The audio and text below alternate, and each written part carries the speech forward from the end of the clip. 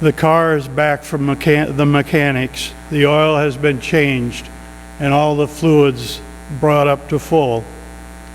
The tires were checked and are in good shape. I have shut off the water and turned down the water heater, stopped the mail at the post office. My itinerary is known by my family.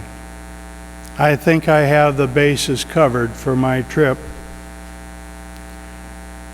We spend much time preparing ourselves for a vacation or a trip so that we may see all the sights we can.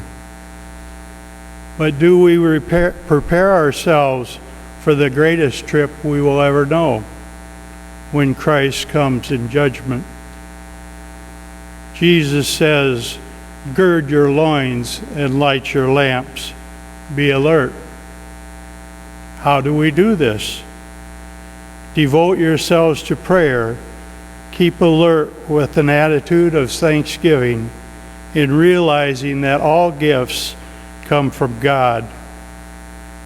When we get up in the morning, do you acknowledge Christ and say, "Good morning, Lord.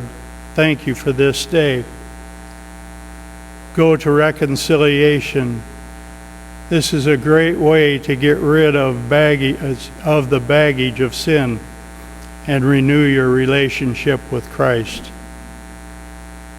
Be of sober spirit. Be on the alert.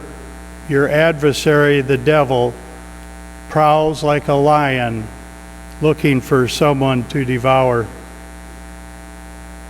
Go to Mass often. Receive Christ in the Eucharist. For in this precious gift, we actually do receive Christ in us. In Christ, we also receive faith, a faith that will keep us grounded when times are hard and when the weak begin to drift away.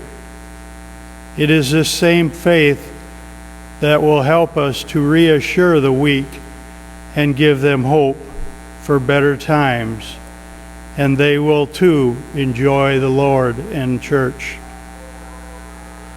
It was faith in the Lord that Abraham sojourned in the promised land and built an altar to sacrifice his son. His faith in God was unchanging. He knew that God would not break his word to him, so he prepared to sacrifice Isaac. The Lord sees Abraham's faith and prevents him from taking Isaac's life, and so kept his promise that Isaac's descendants would be as countless as the stars in the sky and the sand on the seashore.